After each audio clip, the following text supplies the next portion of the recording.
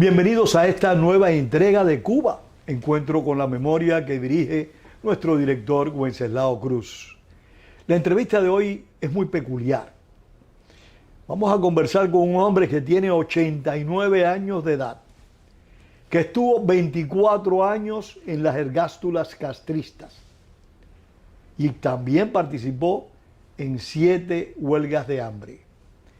Fue el hombre que acompañó, y de eso vamos a conversar durante esta entrevista, en sus minutos finales al mártir Pedro Luis Boitel. Me refiero a Valentín Figueroa, a quien nosotros conocemos como Maqueca, autor de este modesto libro, pero dramático, profundamente dramático, que recoge gráficamente los últimos días de Pedro Luis Boitel. Maqueca, gracias, y te digo así porque decirte Valentín siempre me ha costado trabajo. Sí. Maqueca, gracias por esta charla, esta conversación que vamos a tener. Muy buena. Vamos a tener una charla productiva, vaya. Interesante y productiva. Exacto. Siempre has estado involucrado en la lucha por la democracia en Cuba. Tu primera participación fue en la lucha contra el régimen de Batista. Desde muy joven. Faltaban unos meses para cumplir 16 yo cuando ya empecé a luchar contra el golpe de Estado que había dado el general Barriga. Y me puse en acción a hacer yo mismo cosas sin que nadie me dijera nada. ¿Fue espontáneo? Espontáneo, porque faltaban 2 meses o 2 meses y medio para la elección en Cuba, que ya Cuba iba por una marcha buena, democrática, y Barriga la violó para coger poder, porque él sabía que no iba a salir por el bloque popular del pueblo. Y dio los pescados. Él intentó entrar con Raúl San Martín. Él estaba en el exilio y Raúl San Martín le negó la entrada. Pero Carlos Prío le dio la oportunidad. Prío le dio la oportunidad y a Prío le dio los pescados. Y entonces eso te llevó a prisión en esa etapa, saliste del país. Bueno. Porque fueron 7 años de confrontación tuya con el régimen de Batista. Sí, sí. Pero voy a ser breve, porque ya eso está pasando. Hay que recordarlo siempre. Yo considero que todos estos males que hemos tenido y el pueblo de Cuba se lo debemos a Barriga. Al golpe de Estado. Al golpe de Estado. Yo también tengo esa convicción. Hay muchos barricianos que no les gusta que yo diga eso, pero es lo que yo siento. Yo también. Y es lo que creo. Maqueca, yo comparto esa opinión tuya. Yo creo que si Batista no hubiese dado el golpe de Estado el 10 de marzo de 1952, Cuba no hubiera tenido nunca un régimen totalitario. Así mismo. Yo estoy prácticamente convencido de eso. Y siendo un hombre que se opuso a Batista, que combatió a su gobierno, ¿cómo fue que te involucraste en contra del régimen de Castro? Bueno, no vamos a hablar de la dictadura de Barriga. Breve, aunque sea. Bueno, adelante. Yo me embullé y empecé a hacer cosas por mi cuenta. Tiré rampas robadas para ponchar los carros. Quemé cañas, muchos cañaverales. Quemé un restaurante y varias cosas por mi cuenta. Después... Tú solo, sí, sí. Yo solo, sin nadie decirme nada. Entonces, me encuentro un día con Danilo Palenque, es uno de los mejores amigos míos del presidio y de la calle fue también. El comandante Danilo Paneque. No, Danilo Palenque. Fue comisionado al principio de la revolución Sí. en el municipio de Marianao. ¿Tú eres de Marenao? Sí, de la Guayabena. Y entonces me busqué un muchacho y empezamos a quemar caña. Él iba en el motocicleta y yo iba atrás y llegamos a un cañaveral. Yo había conseguido un guante especial para darle llama a la pelota. Yo hacía unas pelotas para jugar nosotros y yo era bastante bueno haciendo ese equipo de pelota, el tamaño de la pelota normal. Y hice unas cuantas. Entonces íbamos a un cañaveral, por un cañaveral se detenía él, me bajaba yo, tenía un guante especial que tenía yo para eso, le echaba el tol, le encendía con la fosforera, encendía la pelota, le daba llama y lanzaba O sea, simplemente encendías una pelota y la tirabas contra el para cañaveral. dentro del cañaveral. Una y dos y tres según el cañaveral. Y así estuvimos un tiempo. Muy Pero, ingenioso eso, muy ingenioso. y casi siempre terminamos a una milla más o menos de la finca Cuquines. La finca de Batista. De Batista, muy famosa finca Cuquines. Y una noche me entero yo de que habían, ¿cómo se llama? Que estaba buscándome en el pueblo el coronel Alfuente de toda esa región de Pinar del Río. Ahora no me acuerdo el nombre, pero era... No como importa, todo, sigamos. era un asesino. Y me estuvo buscando toda la noche y no me encontró. Tuviste suerte. Que le habían dicho que era un motocicleta y otro atrás eran los que estaban quemando caña. Pero no sabían más o menos por de dónde eran. Pero más o menos ya fueron siguiendo la pista, que tenía que ser de la Guayabena porque el último era cerca de la finca Cuquines. Entonces yo trabajaba en una carnicería y para ayudar a mi mamá, porque éramos 6 hermanos, mi mamá y mi papá trabajaban en una escuela técnica en Rancho Boyero y yo ayudaba al carnicero y entonces me daba 10 pesos semanales, que 10 pesos en aquellos tiempos semanales era algo, una ayuda. Me daba una libra de carne diaria y un bisquete de hígado que a mí me gustaba mucho. Fue muy buen amigo mío, confió mucho en mí, tuvo una gran admiración por mi persona, por mi honradez, porque seguimos trabajando en eso y entonces le digo, Eladio, tengo que dejarte porque murió mi papá. Mi papá murió el 21 de marzo, 11 días después de los pescados barriga. No tienen que ver nada con la muerte, dio un infarto y se murió. Sí. No vamos a echarle la culpa a eso. Y entonces tengo que ir a trabajar por él allá.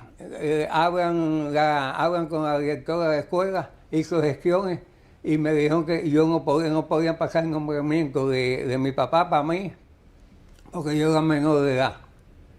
Y entonces, ¿Y en qué trabajaba tu padre? Ahí en el problema de la jardinería y eso, había unas clases de jardinería y eso. Y él daba clases de eso. Y entonces, ¿cómo se llama?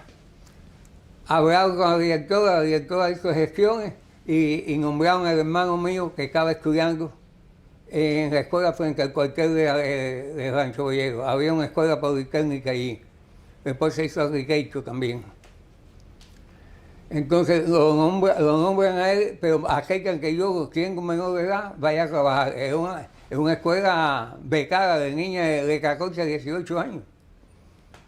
Y eso te ayudó económicamente. Pero yo quisiera, y sé que esa es una historia importante, pero quisiera que abreviáramos esto para entrar directamente en este proceso. Bueno, con Baricha caí preso. En la escuela, ya en la escuela envolví a la secretaria de escuela, una mexicana. y tiramos programas con caballistas. Yo las repartía y en los jeeps y eso del ejército me metía 6 o 8 a cada uno. A la policía. Propaganda contra el gobierno de Batista. Contra el gobierno de Batista. Entonces, me cogen preso, me torturaron, me sentaron en un taburete, echaron escopa abajo, echaron fósforo, le echaron alcohol y fósforo y me tenían amarrado en el taburete y me iban quemando la parte de abajo. Y entonces habían 4 que se dedicaban a darme el famoso... En los oídos. El famoso teléfono. Me pusieron la cara así. Qué horrible. Y entonces no me pudieron convencer para que yo hablara. Por la mañana estoy tirado en el suelo y llega el concejal del pueblo y me dice, Maqueca, pero ¿qué tú tienes? ¿La China? Porque estaba inflamado. Y digo, sí, la tengo, me han cagado bastante bien. Y al otro día, ahí me encuentro Danilo Panente y había otro senador también ahí que después lo mataron en el asalto a Palacio, lo mataron en el Radico. No me acuerdo el nombre del senador ahora. Entonces, sigo ahí, viene el 10 de marzo. Va una muchacha a verme. No, ya pasó el 10 de marzo ya, ¿no? El aniversario. El aniversario.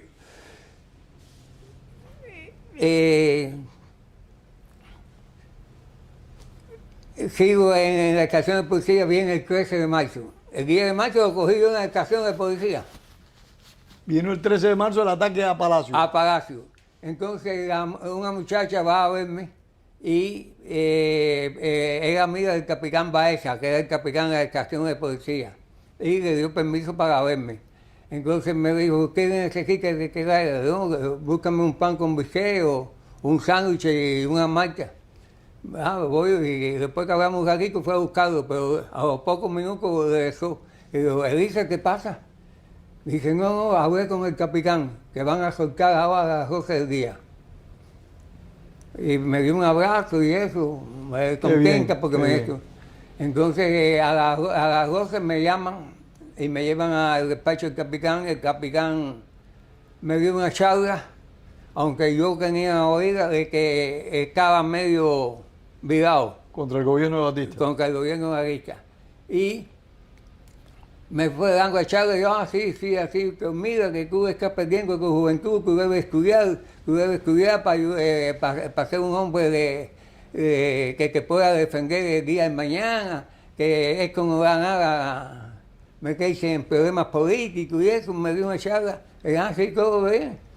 Me fui, cuando llego a la casa, los curiosos del pueblo, como siempre, me llenaron la casa y ahí para verme, porque tenía la espalda llena de bicho boy. El trabajo de entrevistador no es nada grato. Sí. Tengo que... Cuando triunfa la revolución, ¿dónde estás? Cuando triunfa la revolución estoy en Tegucigalpa. Por eso es una historia. Habías larga. salido para el asilo. Te habías asilado en Honduras. Yo el comandante Viere, ya yo estoy clandestino. El comandante, cuando el 13 de marzo, tengo que echar un pie, esconderme, no era fácil porque van a los hospitales, van a la casa de socorro para ver los heridos, para cogerlos. Entonces a mí me escondió el director del hospital, pero bien escondido. Y pasé la etapa y después seguí eso. Y ese director después me encuentro cuando llego a la cabaña preso por conspirar contra Fidel. Bueno, lo que es la vida. Un número importante de personas que lucharon contra el régimen de Batista rápidamente se enfrentaron a Fidel Castro, al régimen totalitario. Entonces la revolución triunfa y estás asilado en Honduras. En Honduras no, habíamos unos 120 presos no. Asilados. Asilados allí en Tegucigalpa. Y nos recogen a todos y nos meten presos. ¿En Honduras? En Honduras, el 1 de enero. Y como agarró de acá que llega el jefe de la policía y va a ir a conversar con nosotros. Y lo que yo digo, venga acá, ¿y por qué si estamos libres en Cuba? La libertad de Cuba ya se logró, ¿por qué usted no tiene preso aquí? Me dice, mira, yo comprendo que ustedes están desesperados por salir, pero yo tomé esa medida porque el embajador estaba acusado de que lo iban a matar en un momento determinado y yo tengo que protegerlo. Y tomé la decisión de que usted, de tenerlo usted, le dije. Sí, pero usted tenía que averiguar quién fue lo que hizo la acusación y cogerlo. No, usted está un poco retirado. Mira, yo le prometo que agarró de acá que van a estar libres. Y agarró de acá que nos pusieron ahí, pero nos pusimos los grupos para si había algo más, estábamos en distintos lugares para hacer manifestaciones allí. Ven acá, Maqueca, y llegaste a Cuba, regresaste a Cuba muy pronto. Y llegué el día de la 2, llegué aquí a Cuba. El 2 de enero. El 2 de enero. O sea, enseguida los liberaron ese día entonces. Sí, y el presidente que había prometido en vez de 2 aviones, un avión. Vinimos en el avión 104, porque éramos 105 en aquel momento. Pero había uno que estábamos sospechosos de que era chivacón. Y por acuerdo general lo bajamos. Evidentemente los chivatos siempre han existido. Sí. Hombre, cuando más chivatos ha habido en Cuba ha sido bajo el régimen de Castro, pero siempre han existido. Y llegué a eso, veía gente chivacón y todo eso, con armas, y esto que la familia esperándome, FIFA, mi novia, que estaba esperándome ahí también. Y me fui para la casa y estuve ahí unos cuantos días, como 7 o 8 días después.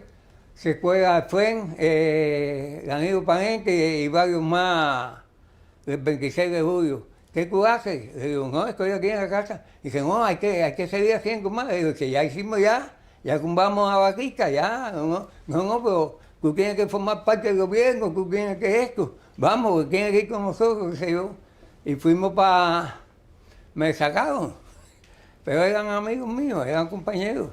Y fuimos para el municipio y allá en el municipio entonces me nombran a mí para jefe de parque y área verde.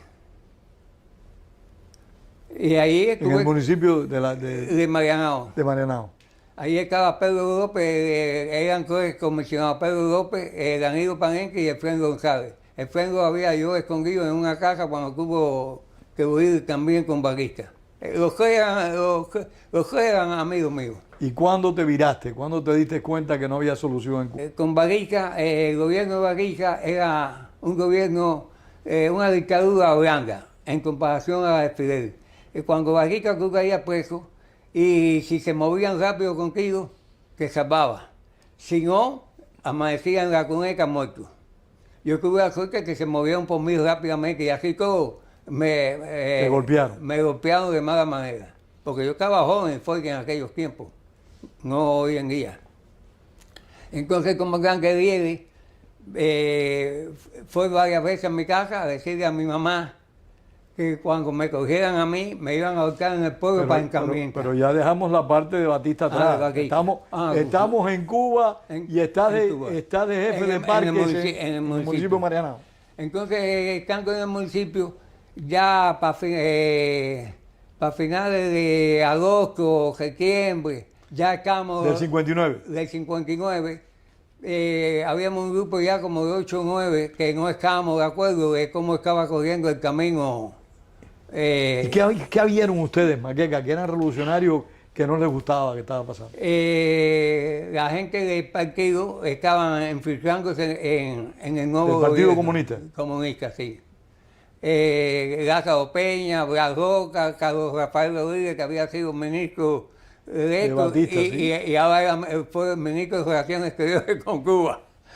Y entonces nosotros ya a finales de noviembre ya estábamos olvidados por completo. Estando ahí Y eso fue después del juicio de Uber Matos. Ya cuando ustedes estaban virados completos fue después del juicio de Uber Matos. Sí, ya, sí. El primero que se fue del triunfo de la revolución de figura fue el jefe de aviación, Díaz Lan. Sí, pero Luis Díaz Lan. Después fue Ubermaco. Sí. Y así y poco a poco han ido... Fueron yéndose. Todo el mundo. Entonces, seguí trabajando y nombran, quitan a Palenque, renuncia y el FREN se queda allá nada más. Entonces el FREN va a una reunión y habla también de que se están infiltrando los comunistas en el gobierno. Hoy habló en la reunión esa y al día siguiente ya lo habían sustituido por un amigo de los Manes en Fuego. Sí, y estamos hablando de octubre, noviembre del 59. Del 59.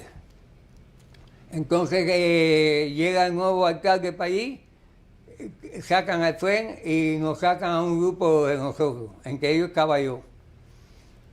Y nos fuimos, nos sacaron, nos fuimos. Y entonces a los pocos días, el FREN el amigo me dijo, vamos a conseguir trabajo, hay que trabajar. Vamos a ver a Jacobo, a Linra, y a ver qué hay allá. Fuimos allá, nos presentamos, hablamos y todo eso. Y dice Jacobo, bueno, para Maqueca yo le puedo conseguir de administrador de una fábrica de mosaicos. Que no... Y amigo, después vamos a ver qué yo que consigo para aquí. Entonces me nombran administrador de la fábrica de mosaicos Norma, se llamaba. El dueño había sido el jefe de la policía judicial. Ya habían confiscado las fábricas esas Ya. Ya estaban intervenidas ya. Sí, ya. Entonces me nombran ahí y me voy al otro día, voy a la fábrica, la veo y eso, entonces al siguiente voy a ver a un comandante que era el jefe de cemento interno y exterior del país. Y le dije que tenía la orden de echar a andar la fábrica de mosaico que estaba paralizada y que necesitaba su ayuda y un apoyo de ellos. No tenía dinero, tenía que echar a andar a pulmón. Y que yo después le pagaba, me dijo, está bien, yo te voy a mandar 150 sacos de cemento para mañana mismo lo tienen ahí. Y digo, bueno, lo espero ahí. Y al otro día por mañana cuando llego estaba la rasca del camión. Los 150 sacos eran. Y entonces todo el mundo con los brazos cruzados, los operarios y los ayudantes y todo el mundo. Y digo, ¿qué pasa aquí? Y no hablaban. No tiene.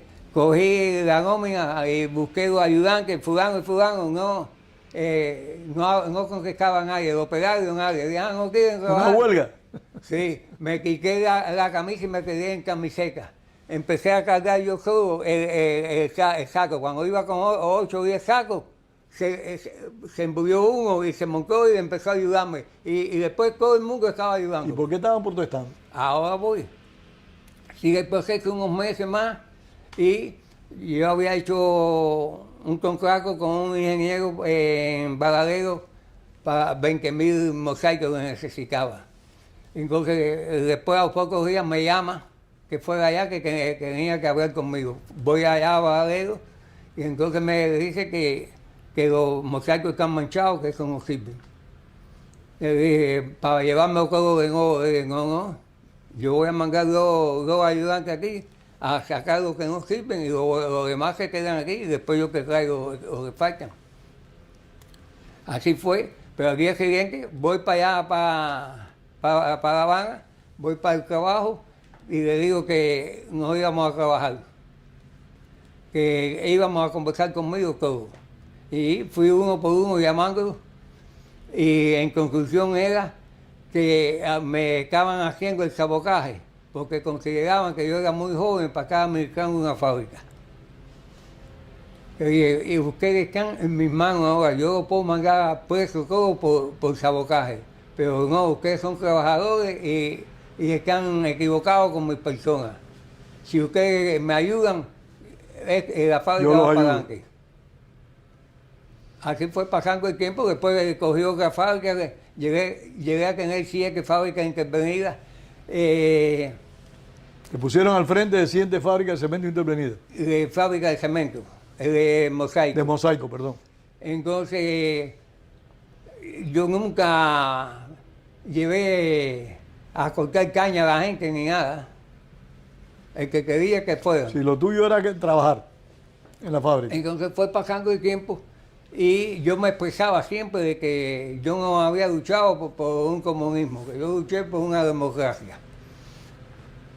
Entonces, viene el poco tiempo que van a nombrar una, ¿cómo se llama? Van a crear una empresa de mármol, mosaico y granito, fundirla y formar una empresa. Había rumores para nombrarme a mí, y yo huyendo de esto. Entonces nombran a un Carlos Fernando del Partido Viejo, que yo conversé varias veces con él y siempre le expresé. Yo le decía a él que Era contrario al comunismo. que yo era el 26 de julio, que yo no simpatizaba con los comunistas, que yo era un pobre del pueblo y que me buscaba trabajar, pero el comunismo no me buscaba. Entonces lo nombran a él y a los 3 días de nombrarlo me mandan a buscar. Figueroa, mira que me han nombrado, yo sé que aquí escribí que a punto de que nombraran, yo sabía todo más o menos, pero me cogieron a mí, soy ahora el director de eso. Necesito tu ayuda. Y digo, bueno, yo no te puedo ayudar porque yo estoy americano si es que fábrica. Entonces me dice, pero deja la fábrica y ven conmigo, yo no necesito tu ayuda. Y digo, no puedo ayudarte. Y entonces me manda a buscar 2 días después, vuelve de nuevo, mira, Figueroa, aunque sean unos meses, para que me ayude, que esto, al principio, después vuelve de nuevo para tu trabajo si tú quieres. Y digo, bueno. Y el hombre sabía administrar. Sí. Y entonces me lo nombran y lo nombra, ¿cómo se llama? Lo nombra director y me nombra director, jefe de compra y venta del consolidado a nivel nacional. Entonces yo me fui en un avión a Oriente a organizar la fábrica allí para que me mandaran un informe para La Habana. Tú sabes que curiosamente cuando yo salí de la cárcel, mi primer trabajo fue en una fábrica de mosaico. ¿Sí? En Santa Clara. No me digas. Que por cierto, la construcción de mosaico es muy bonita, es muy interesante. Sí. Entonces regreso y sigo trabajando. Entonces unos meses después va él, el tesorero, el contador y que yo fuera también por toda Cuba, hasta Oriente, por la fábrica y todo eso. Entonces cuando veníamos para acá, de regreso ya me dice, por el camino, me dice, Figueroa, que veo un poco preocupado, Rique, ¿qué te pasa? Yo, no, lo que estoy loco por llegar allá porque estoy tratando de conseguir hacer una permuta. Me dice, ¿qué es una permuta?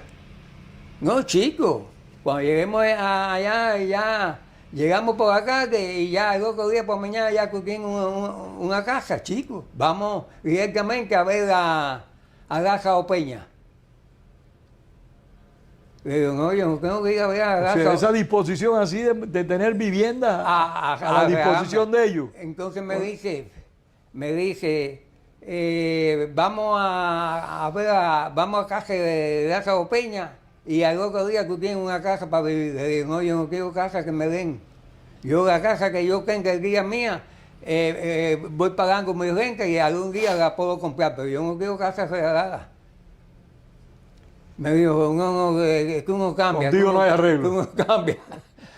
Pero cuando yo estaba de jefe de parque ya de Abeque, Faustino Pérez me dio una finca para hacer un vivero. La finca estaba rodeada toda de cerca. De mosaico, mosaico, de ladrillo, toda a 6 pies. Tenía 7 cuartos y 5 baños. Señora finca. Tremenda finca, espérate. Y entonces había una como a 50 metros o más de 2 pisos de madera para los criados. Y me dice, Faustino, Maqueca, puede quedarte a vivir allí. Y yo, no, Faustino, yo no voy a vivir allí. Casa que no es mía, yo no voy a vivirla. Me dijo, bueno, ese es asunto tuyo. No, el asunto mío. Ese era el ministro de Bienes Malversados. Malversados, o sea, sí. perdóname la interrupción. Ministro de Bienes Malversados, que a su vez él malversaba también. Sí. Porque eso era una malversación. Entonces, eso fue eso. Y ahora me choco ahora de nuevo con este, que me ofrecen también una casa para que vaya a vivirla. Y yo dije que no, que yo la casa que es mía, la rento y la pago cuando puede con mi trabajo. Entonces, llegamos allí y vamos a una reunión. ¿Estamos ya en el 60 o todavía estamos en el 50? No, más de 60. 61 por ahí, o 62. Todavía no estaba conspirando. Todavía no estaba conspirando. No, estaba, pero no estaba con nada. Estaba trabajando, pero sin nada, sin compromiso de nada. Sí. No había hecho compromiso político con el gobierno. Con nadie. Entonces, estamos en una reunión y coordinadores, que tenía más de 3 fábricas, era coordinador también de fábricas. Y entonces estamos en el INRA, es una mesa redonda, estaba el comandante Eduardo Reina de la Villa, creo que es, y varios comandantes y administradores, interventores, administradores allí. Entonces Eduardo Reina dice, ya al final de la reunión, hablando de los problemas cada uno que tiene en la fábrica y eso, y entonces dice, también quiero hacer una aclaración que ustedes son responsables de industria y todo eso, pero hay que darle ejemplo, hay que estar vestido de miliciano, de militar para reafirmar la revolución y eso. Y entonces algo así, yo miro, le doy la vuelta a la mesa y el único civil era yo. Era una directa contigo. Le digo a FIFA, llego a la casa y le digo a FIFA, me pasó esto y esto se me está poniendo malo. Después viene otra reunión como a los 15 o un mes, estaba Che Guevara, era ministro de industria en ese momento. El asesino en serie. Y entonces él, ¿cómo se llama? Empieza esto, pam, y después toca la norma, que era yo. Me dice, ¿quién era el administrador de norma? Le digo, yo, aquí. Me dice, yo, en la fábrica esa hay que hacer una nave atrás, porque está en muy malas condiciones. Le dije, bueno, hay que hacerla, pero cuando se pueda, que haya dinero para hacerlo. Me dicen, no, tienes razón, cuando se pueda. Ya eso fue lo único que hablé con él. No se habló más nada. Entonces después vino otra reunión. Y la cosa estaba fea. Yo estaba siempre de civil. Y lo mismo. Después de esto, otro comandante habla lo mismo.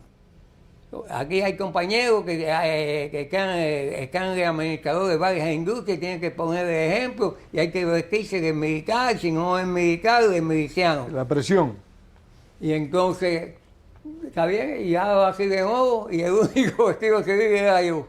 Llego a la casa y le digo a FIFA, esto está malo, es malísimo, esto me quedan guías nada más a mí ya, porque yo pensé que me iban a aprender. Y entonces, yo estaba recién casado con FIFA, yo me cansé en el 59. Tu compañera de toda la vida. De toda una vida, sí. El primer ayuda que llegué allá fue de ella, que ella trabajaba en un campamento de verano y me mandó el dinerito para allá. Oye, eso. Entonces, le digo a FIFA, me quedan guías nada más, pero no voy a esperar más, aunque que me voten, no me voy yo. Y y le digo al que yo había puesto responsable de compra y el responsable de venta. Y los reuní toda la noche, ordenando todos los papeles, todo. Y yo, cada vez que firmaba compras que se hacían, yo guardaba una copia y la guardaba en mi casa, para que no me acusaran de robo. Permíteme de nuevo, esa era una norma del gobierno castrista. Cuando había un administrador o un funcionario en el cual ellos habían depositado una relativa confianza, porque confianza no tenían en nadie, Sí. una relativa confianza, los acusaban de malversar, los acusaban de ladrones, en fin, trataban de desacreditar a esa persona. Entonces los preparé todo con los dos y le dije a Fernando que ya yo no vengo a trabajar más. Que echaban, creo que eran 6 años por abandonar un puesto en el gobierno. Un puesto Después de vino la responsabilidad. ley contra la vagancia. Sí, después vino esa. Y entonces me fui, me mandó un recado, me mandó otro recado y yo no fui, le mandé a decir, dile que yo no voy más, que no me va a ver más. Y yo dejé la ventanita del baño preparada para que me iban a buscar e irme por ella. Salir corriendo. Siempre hay que buscar la salida. Cuando uno está Eso en es muy todo importante. eso es lo más importante que alcance. Y dejé eso, entonces estuve como un mes sin hacer nada, entonces un hermano mío tenía una placita y yo iba allí a ayudarle a pegar los pollos, a hacer en ocasiones la biblioteca de abastecimiento, los huevos que le pertenecían y todas esas cosas. Allá estábamos ya en la etapa de las libretas de abastecimiento. Ya, sí, la biblioteca fue rápido, bastante Sí, rápido. sí, sí, eso también. fue enseguida a principios del 61, Sí. si no me equivoco. Exacto. Entonces me dice el hermano mío mayor de arquitecto, mi hermano, la situación tuya se está poniendo mala. Ese siempre fue conmigo así. Tienes que hacer algo. Mira, yo te voy a dar un dinerito y Elio, el otro hermano, te va a dar otro y compra un carro y Ponte a botear. ponte a boquear. Y así mismo me En Cuba le decimos botear boquear. a los choferes de alquiler que Sí. no tienen una piquera específicamente. Así le decíamos, no sé cómo se dice en la actualidad. Entonces yo empecé a boquear de noche y a veces de día y ganaba buen dinero y estuve como 2 meses en eso y de pronto digo, coño, pero si yo me fui del gobierno para no ayudarlo, ¿cómo ahora voy a estar ayudando en el transporte que está malo? Es muy cierto, porque el transporte se puso en Cuba malo y prácticamente desde el principio de la revolución. Y Bueno, de- todas las cosas se pusieron malas. Le digo a FIFA, no parteo más para más nadie. Esto, entonces vendí el carro, le fui a dar el dinero a los hermanos míos, no quisieron. Guarda lo que va a hacer falta, que es como se sabe. Estaban claros para tus dónde hermanos. va. Estaban claros tus hermanos. Y entonces fui, seguí ayudando con el hermano mío y ya el año 63 por ahí. 62 era más o menos. Ya Paneque había venido para Estados Unidos. ¿Han ido Palenque? No. Todavía no había salido para acá. No, él cayó preso después de han ido Palenque. Y entonces,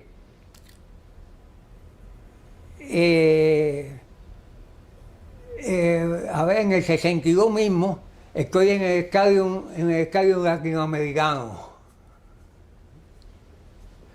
Pero bueno, espérate a ver si.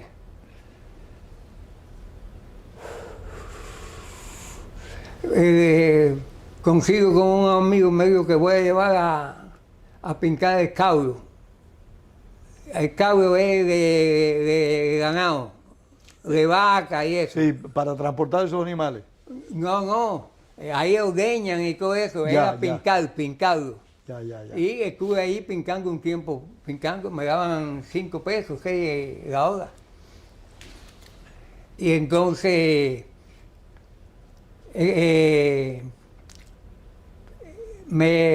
una vecina de vive a 5 casas me dice, Osvaldo, me manda a decir mi hermano, que el está vigilando, que tenga mucho cuidado. Darle las gracias de parte mía. Y pasaron unos meses y entonces me vino la hermana, fue allí a mi casa y me dijo, ya que dejamos de chequear. Después, poco tiempo después, me vuelve a mandar que están de nuevo acá de aquí. ¿Pero tú no estabas conspirando todavía o ya estabas conspirando? No, yo estaba chequeando a Fidel, ya. Entonces, un tiempo después me manda a decir que ya me dejaron. El problema de ellos era que yo fui del 26 de julio de lesión y sabotaje. Joven, que estuvo preso, que Y no sabían hablé. que estabas cujiado, que no tenías miedo. Exacto. Y entonces te querían chequear. A ver en qué yo estaba. Y no pudimos nada. Yo no me preocupé por eso porque es lógico que lo hagan. Por supuesto. Por supuesto. Entonces, estoy en el estadio ya, vamos a pasar para el estadio ya. Y Permíteme una pregunta porque para beneficio de los que están viendo la entrevista. ¿Ya tú estabas con algún grupo conspirando en ese momento? no, yo solo. ¿Tú solo? Yo siempre he sido solo así. O sea, tú no te asociaste con ningún grupo. Tú empezaste a preparar lo que preparaste Solo. tú solo. Ahora va a ver. Ahora va a ver. Adelante, adelante. Ahora va a ver. Estoy en el estadio, eso fue en el 62. Estoy en el estadio y Fidel ya se pedía de vez en cuando para que Fidel no aparezca, estabas no cazando. aparezca, nada. Yo estaba en el estadio. Y llega él, y cuando llega él, a Pueblenco con el mundo, y dije yo, coño, aquí está bueno esto aquí para hacer un atentado a Fidel, yo creo, déjame estudiarlo. Yo mismo me lo dije, y ahí me di a la tarea de planear el atentado. Entonces, yo pegaba dos naranjitas, la maquinita, la picaba a la mitad, la envolvía en esto y me echaba en el bolsillo, en cada eco, en el bolsillo, iba para el estadio. Media naranja. No, la naranja completa, envuelta, como que Sí, para yo me llevaba comértela. para ver si había chequeo. Sí, sí, sí, sí. Y algunas veces algunos generales de esto me decían, Maqueca, ¿qué? La naranja. Entonces, estuve chequeando eso ahí, yo solo esto. Planeé primero que era poner dos aquí y tirarle la granada a Fidel. Me di a la tarea, ya que cuando estaba convencido de lo que iba a hacer, a la tarea de buscar el personal. En el año 62, 63, hablarle a alguien de un atentado a Fidel no es fácil. Oh. Era de una cuesta arriba fuerte. Fue altísima. Y yo cuando me decido hacer un atentado a Fidel, sé que un error mío me iba a costar la vida. Estaba convencido de eso. No, es que uno lo sabía que era así. Era así. Y entonces me di a la tarea de hablar con varios. Me fallaron algunos. No vamos a decir que se acobardaron. Fallaron. Y el más peligroso sí, fui a su casa y le dije, mira, yo que hablé de esto porque me hablaron de ti y eso, pero tú tomaste la decisión de no ir, tienes tu derecho a retirarte a tiempo. Pero de todos modos, yo tengo dos amigos ya míos que saben que tú que arrepentiste y si me pasa algo van a rendirte cuenta aquí. Me tiene un miedo. No, es que es una cartera de seguridad. Que no existía. Los dos amigos, nada, fui yo. Sí, por supuesto, sí. Y después cayó preso y le metieron 30 años por otra causa. Y se fue enseguida para el plan. Eso no servía. Entonces me puse a hacer un análisis que FIFA me decía, pero que uno hacía análisis de parte tuya, que tú tenías 2 hijos en ese momento. Yo decía, fulano tiene 2 hijos, fulano tiene un hijo, fulano tiene 40 y pico de años, fulano tiene una noviecita. Y así hice el Y análisis. los iba sacando si no te cuadraba. Y es como me sirve. Voy a arriesgarme. ¿A qué? A buscar muchachos jóvenes. La juventud no tiene miedo a morirse. Eso es verdad. Pero hay un peligro, una indiscreción de uno, Un de todo. se echa a perder todo. Una fiestecita, ¿no? Que yo estoy un atentado Fidel, ¿no? Ahí ya. Un traguito de más, se ya. fastidia todo. Había que escogerlo también personal, ¿no? No era fácil. Hablar de Fidel, para un atentado a Fidel en el año 62 y 63, olvídate.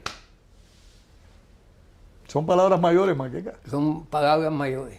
Y entonces me dije, voy a jugarme con la juventud, que no tiene miedo a morirse. Y yo no tenía miedo de que me fusilaran. Ni miedo cuando dije, esto me puede costar la vida. Pero era la juventud. Y entonces empecé, y Felipito, que murió hace poco. Felipito, que en paz descanse. Pero hablemos un poquito de Felipito. Felipito, nos conocimos por otro amigo de él del pueblo, y hicimos una gran amistad, y le hablé de lo que había, del plan de la que encaba. Ella dijo que sí. Me dijo que sí. Porque Felipito Alonso era un hombre dedicado, de verdad, un patriota sí. en toda la extensión de la palabra. Y entonces me ayudó mucho en preparar todo. Entonces, después me habló para Alberto Grau. Otro cubano también ejemplar, de gran coraje. Alberto Grau, yo cogicaba para allá, para el parque del pueblo. Ahí me senté con Alberto y empezó a hablar, escuchar como eso. Y él gran conversador, Alberto. Sí. Entonces lo dejé. Fue pasando el tiempo, yo seguí vigilando en el estadio, chequeando todo eso. Y como a los 6 meses volví a hablar con Alberto. Me gustó su forma, su reacción y todo. Y entonces, Felipito te siguió ayudando todo ese tiempo. Sí, Felipito, sí. Entonces, ¿cómo se llama? Ya habían pasado 6 meses y le dije que sí, que si él quería meterse en el atentado y eso, me dijo que como que no, que fíjate que matarlo, que sé yo. Te dijo Alberto. Alberto. Entonces me dijo, Osvaldo, mi hermano también puede ir conmigo, Fran. Le dije, bueno, tengo que hablar con él a ver cómo es. Me dijo, bueno, el domingo que salgo y hablé con Fran también y todo eso y lo metí en el grupo. Y Rey, mi hermano, estaba en el grupo también. O sea, eran 5 ya. Maquetica. Y así fui buscando los más jóvenes. El mayor era yo con 26 años y medio. Pues para eso, al principio yo organicé de una forma que tú y él me conocieran a mí y ustedes no conocieran a nosotros. Forma de cédula. Una cosa perfecta quería hacer. Esa fue muchas veces el error mío. Quería hacer una cosa perfecta. Entonces, vamos a ver ahora para el estadio. Fidel Cabello, pues, cuando se terminaba el juego de pelota, él se quedaba. Y se quedaban 200 personas, 150, 200, 200 y pico. Alrededor de él haciéndole la corte ahí. No, en todo el estadio. En el estadio. Entonces, cuando él pichaba, le bateaba a Gilberto Reyes, que era de capitán de la seguridad del Estado. Y fue manager del Club Habana en un tiempo. Entonces, Fidel le bateaba, que no, me han preguntado, y bateaba bien, se defendía. Y entonces después pichaba a Fidel. Y inclusive un día pidieron a un voluntario y por poco me quedo yo por el terreno, pues me aguanté. Entonces cuando terminaba las prácticas, eso era a las 1 de la mañana, todavía él estaba en el terreno. 1:30, terminaban ya y iban para los lados de la primera base. Y por la parte de atrás, ahí se ponían a conversar y se reunían un grupo grande, eso, y entre ellos estaba yo metido como aquí, Fidel ahí, yo aquí, ahí viendo, y hablando y todas esas cosas. O sea, tú fuiste haciendo confianza y te fuiste acercando. Y poco a poco. Poco a poco. Y después observé dos oportunidades que trajeron un refresco, una Salutari, que parecía la Magueba. Y, Salutari. sí. Recuerdo ese refresco. No Yo creo tenía- que nuestro director Wenceslao Cruz no lo conoció, pero muchos de ustedes sí conocimos el Salutari. Entonces, ¿cómo se llama? Traían una Salutari y la cogía uno.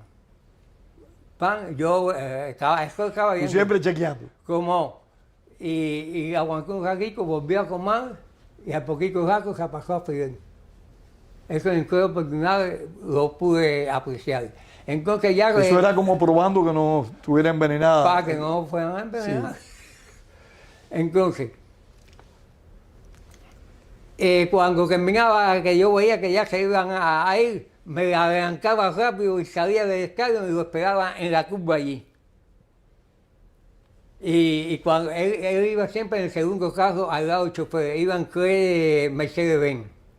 Siempre andaba con tres Estamos hablando del Mercedes-Benz. 61, 62. Sí, por ahí. Entonces, en el segundo carro siempre iba, y cuando lo veía por la esquina, yo decía, adiós comandante, pero nunca me respondió porque pasaba a millón. Tú seguías chequeando siempre. Seguía chequeando. Entonces, después que conseguí ya el grupo de que más o menos que iban a ir, me di a la tarea de conseguir granada, la granada.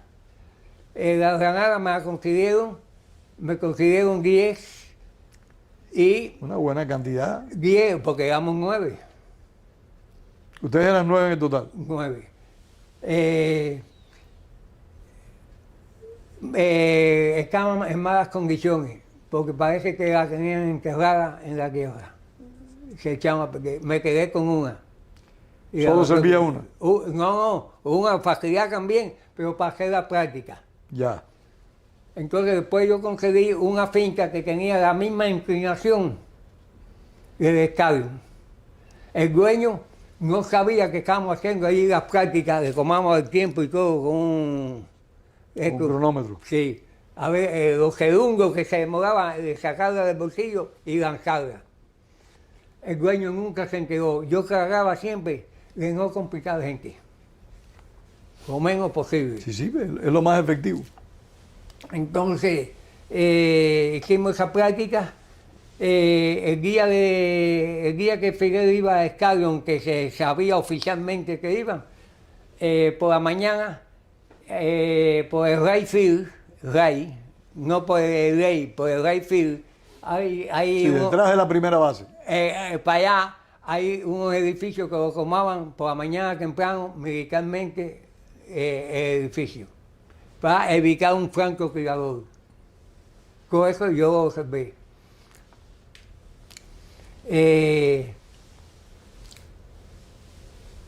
A ver, por aquí, por aquí.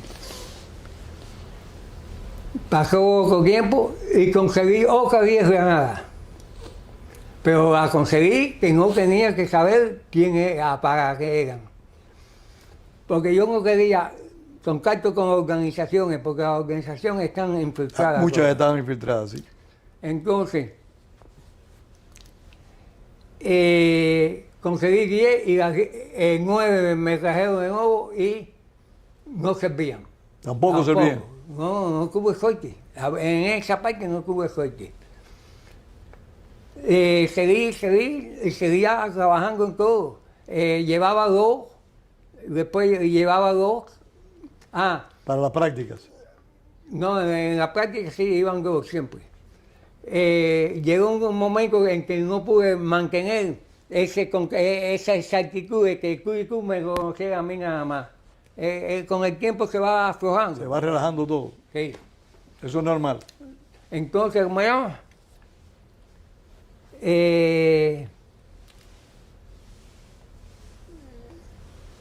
seguía la cosa y entonces Felipito me dice, ya faltaba un mes y pico o algo así, ya para el día señalado. Que Ya yo ustedes tenía. tenían marcado una fecha ya. Ya el 7 de septiembre iba a celebrarse el campeonato latinoamericano de juvenil de pelota y iban a ser un agarrado para 4 países diferentes que iban a competir. Entonces, esto es un adelanto también a Sí, sí, sí. estando en la pelota Fidel, suena 9 granadas, la explosión de 9 granadas, eso estaban hablando, narrando para sus países, estaban dando la noticia que Fidel estaba en el estadio y que hubo una explosión muy grande ahí. Ya eso nos ayudaba a nosotros. Entonces, que tú lo conoces bien, Ángel Pardo Mazzosa. Oh, Pardito, ¿cómo que no? Pardito era del grupo de los 9. Ah, Pardito era de los 9. Sí. Y cayó por otra causa. Cayó por otra causa. Entonces, Pardito Otro gran cubano, un hombre también excepcional. Pardito hizo una carta dirigida a la OEA para si marcábamos a Fidel que viniera momentáneamente a dirigir el país. Yo creo que él lo tiene guardado ese documento. Sí, yo lo voy a carta. preguntar. Felipico. Pardito. Pardito. El infiltrado no conocía a Pardito. Ahora voy a verte. Entonces ya... Allá tenías un infiltrado ya. No, todavía. Todavía. Espérate, ahí. Entonces, la segunda vez que me fallan las granadas, va pasando el tiempo y tengo que agitarme. Entonces, Felipito me dice, Osvaldo, tengo uno ahí que conozco yo y ha sido muy bueno. Y eso, él tiene las granadas, me dijo, pero él quiere hablar contigo y saber para qué. Y Felipe me dice, y acuérdate que se nos está acercando la cosa. Hay que jugarse con él. Vamos a ver. Y le dijo, Jaime, el domingo que viene. El domingo vino, Felipe me lo presentó, Felipe se fue y yo me fui para el parque a conversar con él. Entonces me dijo que él tenía la granada, que él me la podía dar y que él, ¿cómo se llama? Pero que él quería saber para qué eran. Y en la condición que ya Felipe había dicho que no quedaba con remedio, que ceder. Y hablé con él y con eso, conversamos mucho. Y él trabajaba, me dijo que trabajaba en la farmacia El Crucero de la Playa, muy famoso esa farmacia. Y que después por la mañana iba para Reina Mercedes, trabajaba de enfermero. ¿No recuerdas el nombre del personaje? Sí, espérate, a ver si me acuerdo. Entonces, tengo que acordarme. Quedamos en que el domingo íbamos a ir al estadio, a explicarle más o menos. Yo le explico en el estadio, pero no le pongo la posición en que íbamos a estar nosotros. Lo separé. Así todo le gustó. Entonces cuando estábamos allí en el estadio y todo eso, me dice, Figueroa, tengo que irme. Tengo a la esposa mía, que quiero salir con ella y los niños. Tenía una niña de... Pero le dijiste que era por un atentado contra Fidel Castro. Sí, ya, ahí así. Entonces, tengo que llevarlo al cine. Le digo, está bien, vamos. Él cogió para acá y yo cogí para acá. Cuando había caminado media cuadra, me volví atrás. Y cuando llegué a cerca de él, vi que cogió una máquina de alquiler. Pero yo había ido a su casa. La semana anterior yo había ido en su casa a un apartamentito, igual que yo que niña, que yo que niña. 2 cuartos, un televisor malucho que tenía, una niña de... Vivía modestamente. Una niña de 12 años, un baloncito como de 10.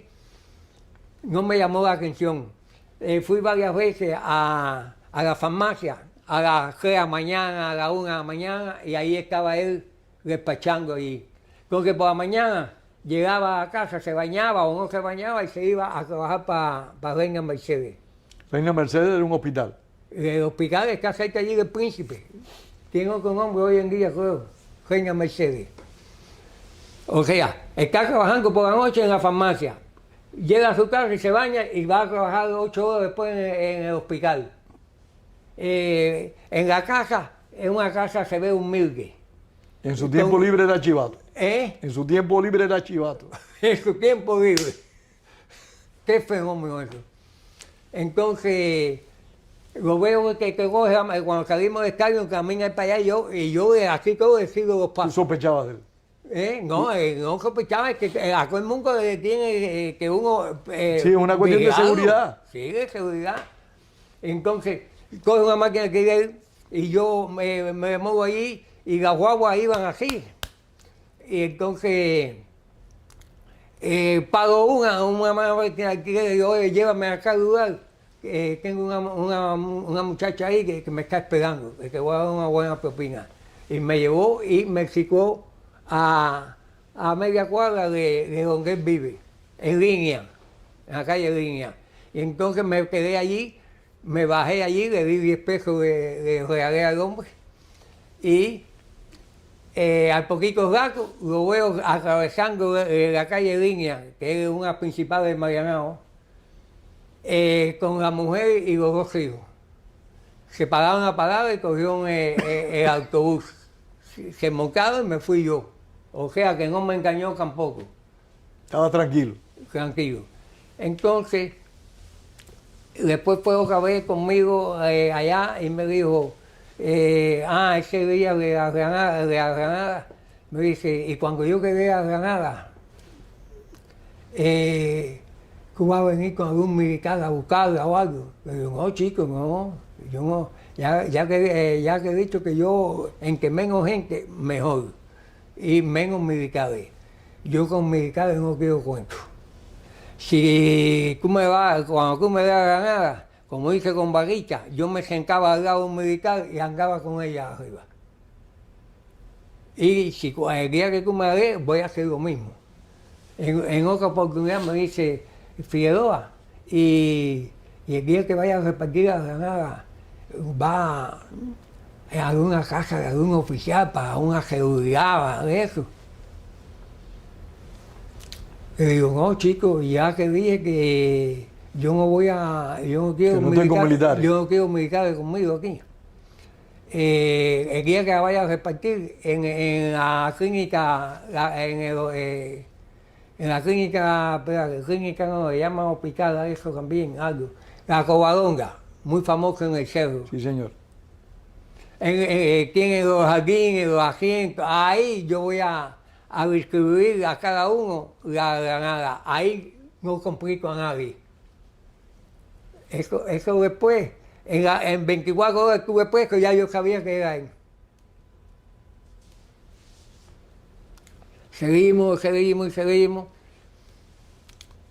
Y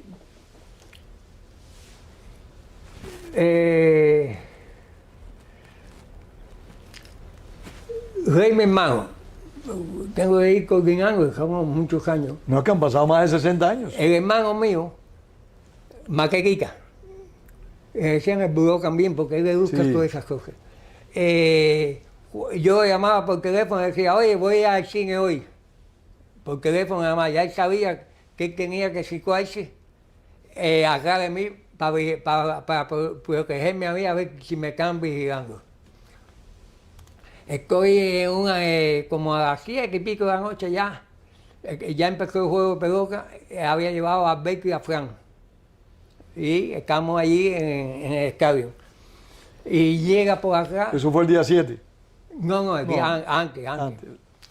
Estamos en el estadio y Maquerita está eso. Entonces viene por acá y se me arriba de pronto y me dice que están vigilando uno allá. Para mí él es el que está vigilando. Y entonces le dije, si tú que acá de nuevo que voy a dar tiempo. Y Alberto, no. Le dije, Alberto y a Fran, váyanse ustedes, que esto es... No, tú sabes como Alberto, no, váyanse los dos, déjame resolver eso a mí. y lo convencí, se fueron, vaya, disgustados conmigo por eso. Pero que tenía que Sí, hacerlo. era el deber tuyo. Y entonces se van a ver, me voy para el baño. Y cuando entro al baño, veo eso. Él me dijo, tiene una camisa de cálculo, no me acuerdo ahora. Entro al baño y veo el tipo, pam, pam, salgo del baño, me voy y me siento Detrás de ti del tipo. por ahí. Y Rey atrás del tipo. Me dice Rey, entró al baño atrás de ti. Eran dos, pero ese era el que se movió. Le dije a mi hermano, vamos a comprar una vez más, vamos para terminar. Salimos del carro y salimos caminando para terminar. Ellos dos atrás de mí y Rey atrás de ellos. Llegamos a terminar y Rey se cruza conmigo y me dice, los dos, el deber de uno son dos que están atrás de aquí. Y digo, bueno, nos vemos mañana pasado. Y Rey se fue Rey vivía en 20 de mayo y ahí Esquedán. Se fue para allá y yo cogí la guagua y me fui. Entonces, yo la vigilancia no le tengo miedo porque ya anteriormente me habían estado Sí, por vigilando. supuesto, y ese es el trabajo de ellos, perseguirlo a uno. Entonces, yo conseguí con una mujer que lo conociera todo.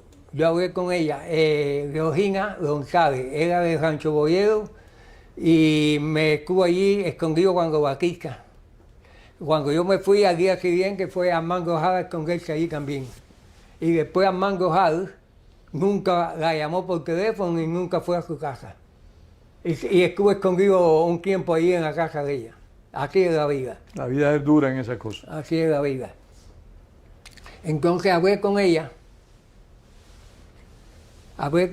y para que lo conociera todo, sin que ellos lo supieran.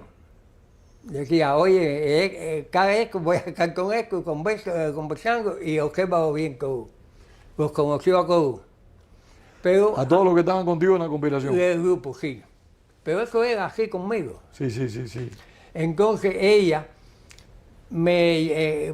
fue que tanto la perfección que yo quería que me complicó la cosa.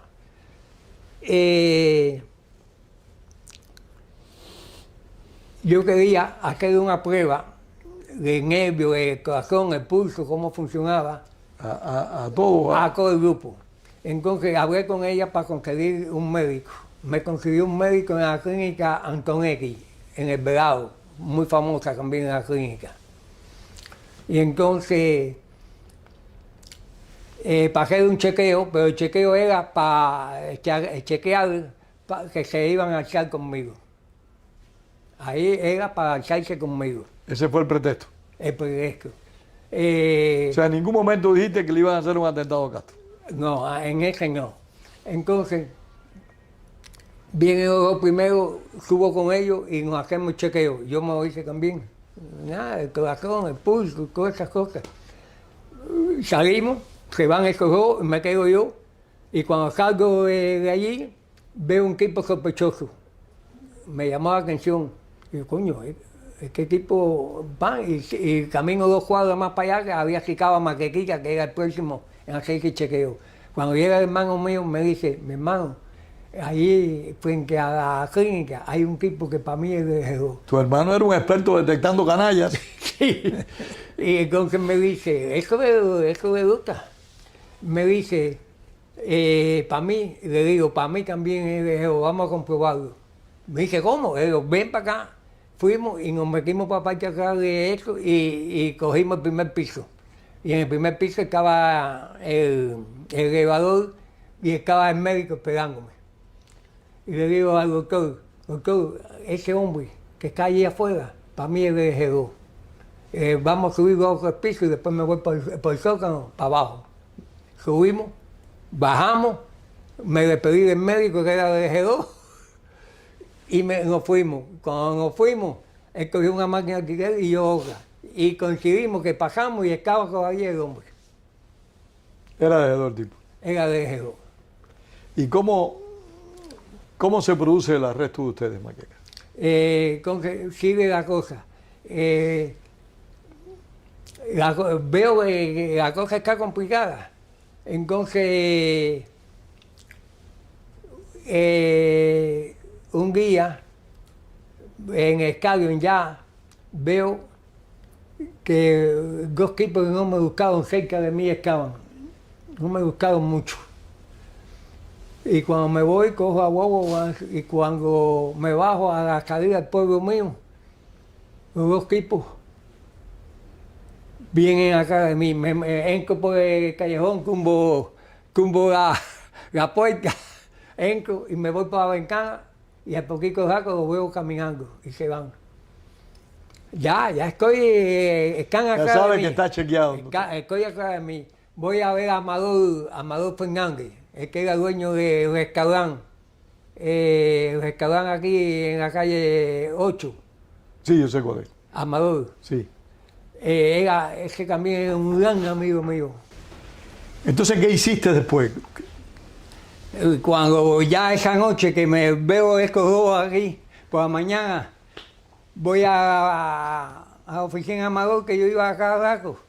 Y Amador estuvo preso también, pero por la dulce vida. Y fue el 26 de julio también, cayó preso con el 26 de julio y eso. Y digo, Amador, tengo el reloj acá de mí a punto de cogerme. No sé qué me voy a hacer. Me dice, sencillamente, mañana ven por aquí a eso de las 10 y vamos a la embajada de Francia, que me quede allí, y después yo trataré de pasarte para otro lugar, para otro lugar. Digo, no, Amador, eso es una solución. ¿Cómo me voy yo a meterme en una embajada y dejar un grupo embarcado ahí? Eso nunca ni muerto. Así que, bueno, más que yo no puedo hacer más nada por ti. Él sabía que yo estaba en algo complicado, Sí, pero sí, no sí. sabía lo que había. Los detalles. Y me dijo, no puedo hacer otra cosa, eso es lo único que yo puedo hacer. Que me quedé en una embajada y eso, pero yo, Amador, que repito, que yo no voy a dejar embarcado un grupo de hombres y yo voy a meterme huyendo. Es una cobardía mía.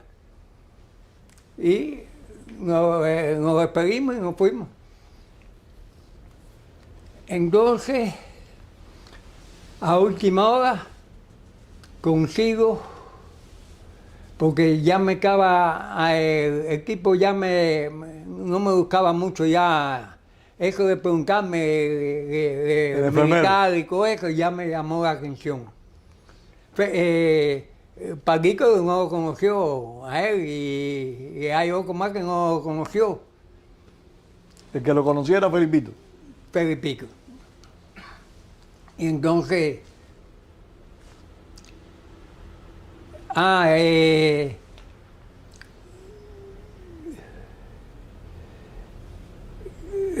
consigo, hablo con un ex militar que jugaba pelota conmigo, muy buena gente, muy bueno, de colores muy bueno.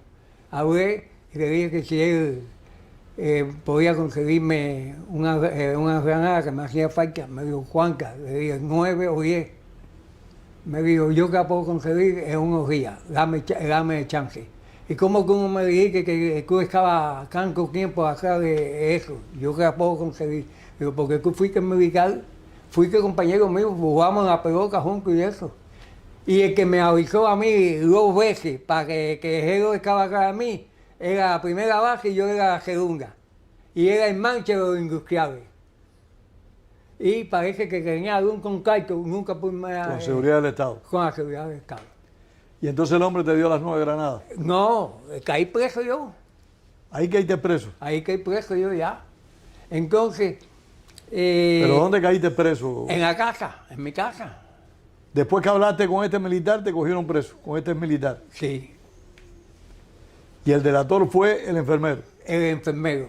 Entonces, ¿No te acuerdas el nombre del enfermero? Trata de acordarte porque a los malos hay que mencionarlos. Sí, sí. Entonces, ¿cómo se llama? ¿Dónde estábamos? Estaba que ya fuiste arrestado. Por la noche estoy acostado como a las 11:30 de la noche. ¡Pam, pam, pam! Tocan la puerta. Abro la puerta y dos individuos. Me dice, Mangui. Le digo, el que vive al lado de mi casa se llama Mangui, le dicen Mangui. Le digo, chico, Mangui es el que vive aquí al lado. Y le cierro la puerta y me voy para la cama. Y unos minutos después vuelven a tocar. Y abro la puerta, me dice el tipo, Mangui, le digo, chico, no joda más, Mangui es el que dije que estaba ahí. Y dice, no, espera, cálmate. Es la seguridad del Estado. Vamos a hacer un registro ahora aquí y va a ir detenido conmigo. Pero, ¿está bien? Se cuelgan ahí como 6 o 8 más, buscando papeles. ¿No te encontraron nada en la casa? No, los papeles firmados por mí nada más. Abro la puertecita, voy a hacer café, abro la puertecita de afuera del baño y cuando la abro, 2 tipos esperándome ahí. Y ¿sabes de Cuba, Maqueta? Digo, abrí la puerta para hacer el café, viene el jefe del grupo. Me dice, Maqueta, el café lo tomamos en Marianao. Va Amarillo llorando y FIFA media cobardón, estaba mujer al fin. No, y conmovida por la situación, muy doloroso. Nos montamos en el carro y 2 carros más atrás de ese. Paramos más adelante y van a buscar otro que vivía cerca de mí, que estaba en el grupo mismo. Este hombre, el enfermero, los delató a todos. A los que conoció. A los que conoció. A los que conoció. Ya después de eso, ya yo me aguanté con él en todo. Entonces recogen a mí, lo montan atrás y nos llevan para la ciudad de Estado. Y allí fue aquello tremendo. Maqueca, ¿no fusilaron a nadie de tu causa? No. El 6 de enero, yo caí en el 28 de agosto. El 6 de enero. 28 de agosto. Sí. ¿Del 62 del 64? Del 64. Estando yo en la cabaña, llevaba 2 meses y pico. Me llaman que tengo visita que me prepare. Me puse eso y fui para la visita a ver quién era, no sabía. Y veo un hombre caminando para allá y otro para acá, y caminando para acá, y yo caminaba, los dos estábamos indecisos. Y se para él, me paro yo. Me dice, ¿usted es Figueroa? Le digo, sí. Le digo, ¿quién es usted? Me dice, yo soy Congo, el abogado Congo. Francisco Congo, creo que es. Vengo a verlo porque el presidente de Raúl San Martín, quiere que yo lo defienda a usted. Él me encargó. No, es que Mongo era sobrino de. Pero Mongo después cayó pocos meses. Mongo cayó poco después, causa, sí, señor. Entonces, Hipólita cayó también en otra causa, sí. Que se movieron al principio por nosotros y después tuvieron que mover por ellos. Sí. Entonces me dice el presidente Grau que ustedes son un grupo de héroes. El himno de admiración para todo el grupo. Me mandó ese recado. Y le dije, dígale que le doy las gracias por interesarse por nosotros. Entonces me dice, Figueroa, cuéntame eso, y le cuento más o menos todo lo que estoy contando a ustedes. Y de pronto me dice, Figueroa, todo está muy bueno, pero yo no te puedo defender. Le digo, ¿a qué usted vino entonces? Así, cabrón, yo. Y me dice, cálmate, caga un poco nervioso, y dice, cálmate. Le digo, no, porque ¿para qué usted vino entonces a verme? Si me dice, ahora, un abogado defensor. Me acaba de decir que me va a defender, y ahora me dice que no. Me dice, cálmate, mira, déjame explicarte. El gobierno le teme más a un hombre recibido como tú, arriesgado, que no tiene miedo a morirse, que a una organización y a cada organizaciones. ¿Tú sabes por qué? Porque las organizaciones todas están cogidas. Y saben todo el movimiento. ¿Pero qué era lo que lo impedía a él defenderte? ¿Por qué él no te quería defender? No sé. Eso fue muy típico de muchos profesionales del derecho en Cuba, que cuando había una causa complicada no querían meterse y por lo regular, salvo muy contadas excepciones, hicieron defensas muy débiles. Bueno, pero después me defendió 18 meses después. Bueno, mira, cambió de parecer. Después, 2 hijos de él vinieron en Playa Girón y él los sacó a los 2. fue maestro de la Gloria de Cuba, de la Gran Gloria de Cuba. Pero esto pasó con muchos abogados. Sí. Este habrá rectificado, pero abogados como Luis Fernández Cauí fueron pocos. Sí. Fidel González, sí, la mayor parte de los abogados, en mi juicio, el abogado fue quien nos pidió la sentencia a nosotros, no fue el fiscal. Eran abogados que realmente trataban de complacer a los tribunales y no buscarse problemas. Maqueca, muy brevemente, pero quiero que nos hables de Pedro Luis Boiter. Está bien, breve para terminar. Termina, por favor, porque estamos más que pasados de tiempo. Me dice eso y no se debe dar después de juicio y él no defiende. Bien. Cuando estoy preso en la ciudad de Estado, una noche, la tercera noche, me van a buscar y en un salón allí, con una mesa redonda allí, estaba Ramiro Valdés y un grupo de canchachanes. Cuando llego, Ramiro me dice, Maqueca, ¿quiere sopa? Estamos tomando sopa de pollo, ¿quiere? Digo, bueno, aquí la comida aquí es muy mala y eso, dámela. Y le digo a uno, ve y cae un plato de sopa Maqueca. Entonces, mientras me caía en el saco, fue un a hablar. Y le digo, no, deja Maqueca tranquilo ahora, que él tiene que hablar mucho. Y después me empezó a hacer preguntas. Me dice, las preguntas más esenciales. Me dice, que íbamos a coger porque yo di la orden de detenerte. Pero si no que llego a detener y hay los hechos, lo primero que es que yo como parteo. Eso lo sabía yo, que lo primero que ustedes hacen y en cualquier parte del mundo cuando hay eso, es tomar el parteo, para que nadie se escape. Yo me iba, el público me sacaba y yo cogía en la carretera del cerro, pasaban 8 lucas de guagua. Y me montaban una guagua y ya. Entonces me dice, ¿y por qué tú no cogí un arma para matar a Fidel? Digo, si yo cojo una pistola y levanto la mano, me acribillan.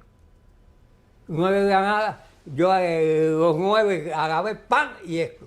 Si no hay quien se escape. Cuando estábamos ya ahí nosotros, los 9 aquí, el público eso, ellos están ya allá abajo. Fidel todavía, y él llega siempre un poquito más tarde que los demás. Ahí está parte del Consejo de Ministros, varios generales, iba a hacer una limpieza con 9 granadas, todo ese grupo ahí, me lo iba a llevar a todos. Entonces, cuando la pelota, pica la pelota, se extiende, el cubano le gusta mucho la pelota, todo el mundo corta y todo el mundo vigilando el movimiento. Cuatro aquí, cuatro yo. Descuidado y le digo yo, ya, sacamos la granada, la tiramos. Si a alguno se le va el brazo, choca en la malla y al revés, como la pelota choca cuando da el foul, corre y cae. Y ahí corre y cae, y se caía en los pies a ellos. Sí, nada más que iban a morir enemigos. Con ese grupo ahí. Ya. Háblame de Pedro Luis Boiter, Perdón. 5 minutos. Nadie me dio un centavo para todo esto. Todo fue a pulmón. Sí, no hubo ningún gobierno americano ni ninguna CIA detrás de ti. Fue a corazón abierto de ustedes. Y ellos, hasta le pusieron al plan mío, plan Stadium. En un libro que publicaron en eso, ahí viene la causa mía, entre las 50 más peligrosas que tuvo la seguridad del Estado. Ellos no admitían al principio de que yo pudiera organizar un atentado de esa forma. No, fue bien complicado. Hay muchas cosas de calle y todas esas cosas que sí, yo he dejado para hacer un mundo. Pero Luis Boiter, lo conociste en El Príncipe, estuviste con él cuando se declaró en huelga de hambre. ¿Qué nos dice de sus horas finales? El día que ya Pedro Luis falleció. Varias cosas importantes de Boiter. Boiter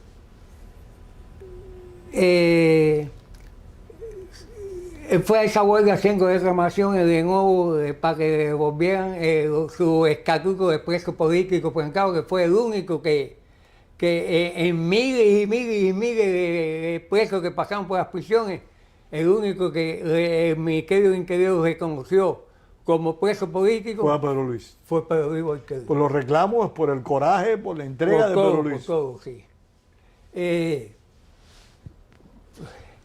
Él no debió, para mi criterio, él no debió haber ido a esa huelga, porque él había perdido la última, allá en el hospital. La perdió y le quitaron poco a poco todos los derechos que le habían dado. Ropa de civil, mandado a buscar. En otra huelga. En otra huelga la perdió y le quitaron todo lo que tenía. Le quedaban 2 mudas de ropa allí y un día que estuvo Osvaldo y Lemon, la cogieron la ropa y el pechero que teníamos allí, la ropa de él, la tiraron con el suelo y le dijo Sanabria, a que era el jefe, llévensela de aquí, la ropa. Y entonces César Paz le dijo, Boitero, se llevan la ropa suya, y Boitero se echó a reír.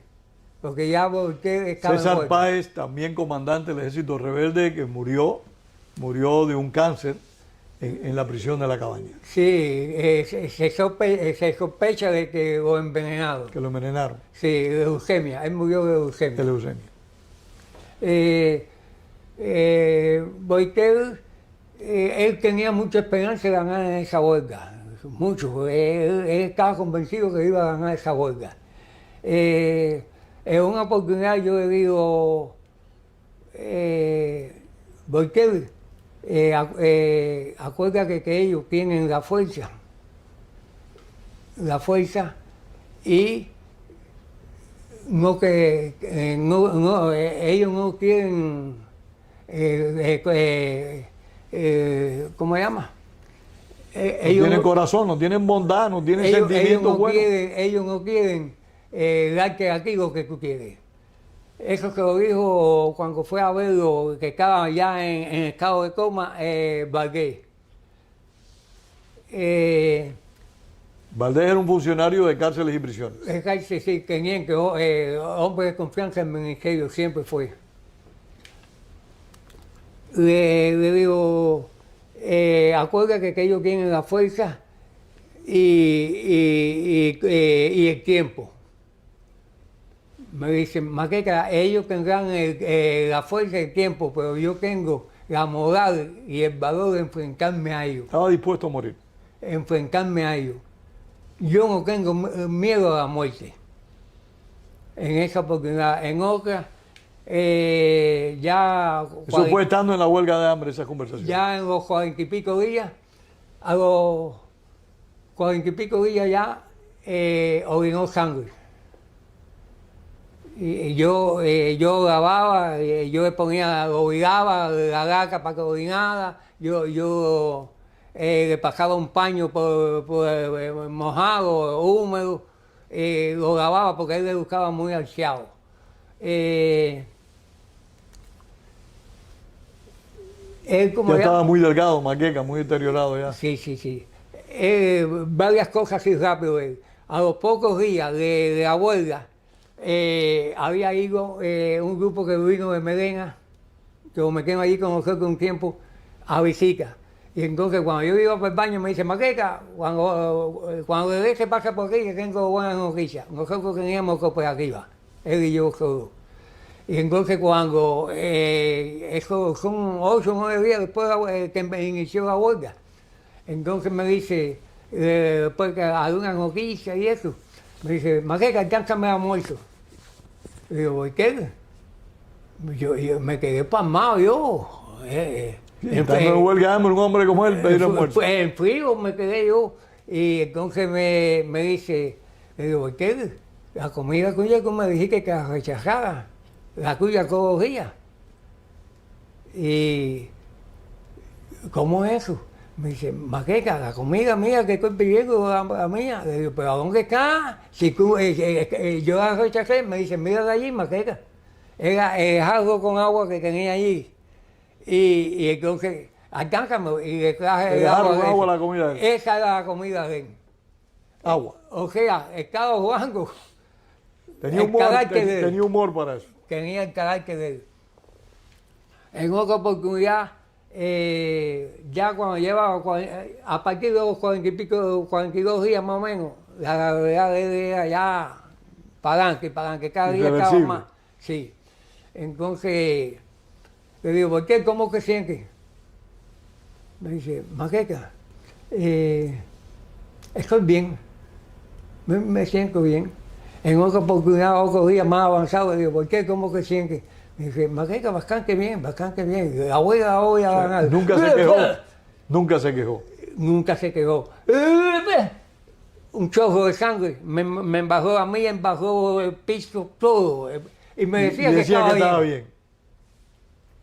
Después, en otra oportunidad, cuando empezó a orinar sangre, al tercer día me dice, Maqueca, ¿qué pasa aquí? Le digo, no, a mí nada. Me dice, Maqueca, me está engañando. Le digo, ¿por qué? Me dice, porque por la argentina yo sé que yo he orinado sangre y que uno me lo ha dicho. Le digo, ¿por qué? ¿Para qué te lo voy a decir? En otra oportunidad le digo, porque ya estaba, oye, veo a un compañero o Muriendo a a un plazos. hombre muriéndose ahí lentamente todos los días. Y ya no podía más. Y le digo, Voltaire, Fidel quiere matarte a ti, porque tú eres un enemigo fuerte para él. Él quiere eliminarte. ¿Sabe eso? Me dice, Maqueca, él podrá matarme y acabar con mi cuerpo, pero nunca con mis principios con mis principios. No, ni con su legado, porque si hay una persona que es recordada todos los años, honrada, siempre es Pedro Luis Goiter. Eso van con mi cuerpo. Y ya estaba ya que no podía casi ni hablar. ¿Cuántos días estuvo Olga de hambre? 52 días. 53 ya. 53 días. Ahí fue trasladado ya en estado grave ya. Ya. Entonces, ya a los 42 días, una mañana yo marqué 17 moscas o 27. Alrededor de él constantemente las moscas. Y yo con el cartón que yo cogía de un cartón, hicimos 3 abanicos. Habían dos que me ayudaban a echarle aire y eso. Y entonces marqué 27 moscas en un rato. Las moscas ahí arriba de se apoyaban los labios. Presentían la muerte. La sangre ahí. Eso los últimos días de mi vuelo fueron los peores míos del presidio. Sufrí mucho con la muerte de él. Entonces estaba muy grave, en estado de coma ya que no podía. A los 50 días él dejó de hablar. Las últimas palabras las escuché yo como un susurro bajito, pegué eso y me dijo, cuida a mi mamá y sé amigo de mi hermano Armando. Y esta foto, la foto esta gracias a mi mamá. Es la foto que siempre está aquí, que salen todas. Y a partir de ese momento no habló más. Eso fue a los 50 días, fueron las últimas palabras de él. Y entonces, a partir de los 50 días, me volvía loco. No sabía qué hacer yo, por señas. Y se le iba la mano No podía hablar. Se le iba la mano por arriba. Y entonces volvía y se pegaba los labios. Entonces yo cogí un algodón, lo mojaba y se lo pasaba ahí. Y no puedo describir qué sentía él en ese momento. Pero se sentía que algo sentía. Fue una experiencia desgarradora para ti, Sí, para él mucho más, por supuesto. ¿Cómo recibieron los compañeros? Entonces déjame seguir. Ya acá en estado de coma, y ya no podía más, ya el pobre estaba, eso era un esqueleto humano. Entonces, toma la determinación, aunque él no quería,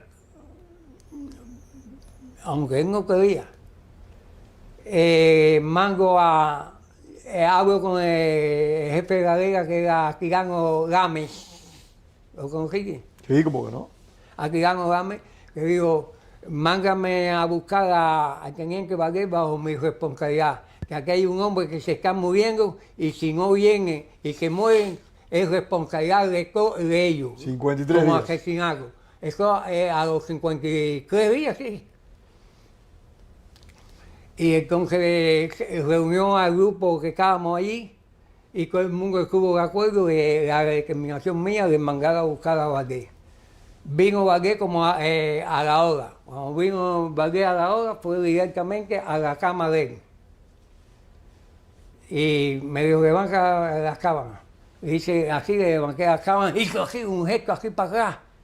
Para que un asesino como ese se impresione. Pan. Y entonces dice, Voltaire ha jodido mucho, Voltaire ha jodido mucho con sus huelgas y sus protestas y todo eso. Y entonces le vuelvo a levantar la sábana. Y me dice, Maqueta, no, ya, no es suficiente, ya yo sé cómo está bastante mal y yo voy a comunicarlo. Pero si fuera por mí, se moría ahí Voltaire. Porque Voltaire ha jodido mucho, así es esa palabra, ha jodido mucho. Hijo de perra el Valdés. Ha jodido mucho con sus huelgas, sus protestas y todo eso. Por mí se muere, pero eso no depende de mí, eso es de arriba. Yo informaré, a ver. Murió ese mismo día. Entonces, eso fue al mediodía. Como a la hora, lo volví a mandar a llamar, vino de nuevo. Valdés, ese hombre se está muriendo, está a punto de morirse, está que tú lo has visto, no pesa ni 70 libras. Me dijo, ya yo informé para allá arriba y tengo que pedir que me manden la determinación. Yo creo que dentro de un rato, yo que voy a mandar ya a recogerlo. Y como a 20 minutos o media hora que él se fue, vieron las camillas, una camilla. Entonces Rojita y yo lo depositamos en la cama y le pusimos las pertenencias de él y le dije a Cervantes, ahí van las pertenencias de él que me lo encargó a mí y tú eres responsable. Entonces ya se iba Pan y dos filas formaron el grupo que había allí. Formaron ustedes dos filas para despedirlo. Para despedirlo. El problema interno de ahí. ¿Y cuándo supieron de la muerte de Pedro Luis? Entonces se va. Como a la hora viene el teniente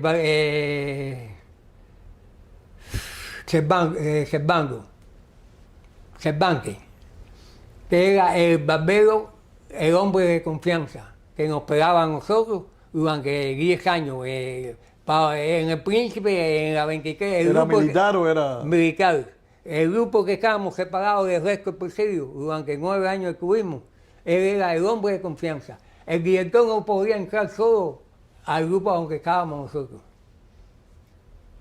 El médico, que cuando una vez se enfermó César de esto, y tuvo que entrar con el teniente ese. Y entonces vino este hombre y les informó. Viene Cervantes, a la hora me dice, Figueroa, cae en la reja. ¿Y cómo se llama? En la reja, Figueroa, dame el plato de Voltaire. Le digo, no, el plato de Voltaire no lo puedo dar porque ya yo empaqueté todas las pertenencias de él y no voy a abrirlo. Me dijo, cualquier loco plato. Cogí un plato y se lo di. Era para dar a entender que iban a darle comida. Eso ya es como a las 7 de la noche. Y después vino, por la madrugada, hay presos que estaban cerca allí que dicen que le dieron golpe. Cerca de la enfermería que le dieron golpe. Y yo... ¿No lo crees? No lo creo. Y cogí a uno de ellos y le dije, ¿tú lo viste? No, pero me lo imagino. No, imaginar que a la verdad no. A él no, hay que decir la verdad. Sí. A él no había que matarlo. Él estaba muerto ya. y por la madrugada murió. Entonces, a las 6:00, a las 7 de la mañana, Ernesto, que estaba abajo, en una ladera, Ernesto Díaz Rodríguez, otro compañero de presidio. estaba abajo en una ladera ahí, no sé, a él, Sí, que lo habían traído para el Príncipe trasladado. sí, él estaba allí, pasaba allí, y se metía a las horas allí afuera conversando con un Menorio. Entonces, esa mañana, la noticia a Menorio, por cartografía de eso, de que... Por señas, Por el señas. lenguaje de presidio. que Volquer había muerto en la madrugada. Bueno, un pesar muy grande, Maqueca, muchísimas gracias. Muchísimas gracias por este tiempo que nos has dado. Gracias a ustedes por haber estado con nosotros una vez más. Esperamos que sigan viendo estas ediciones de Cuba, Encuentro con la Memoria, y nosotros confiamos en poder seguírselas llevando. Un saludo a todos y hasta una próxima entrega.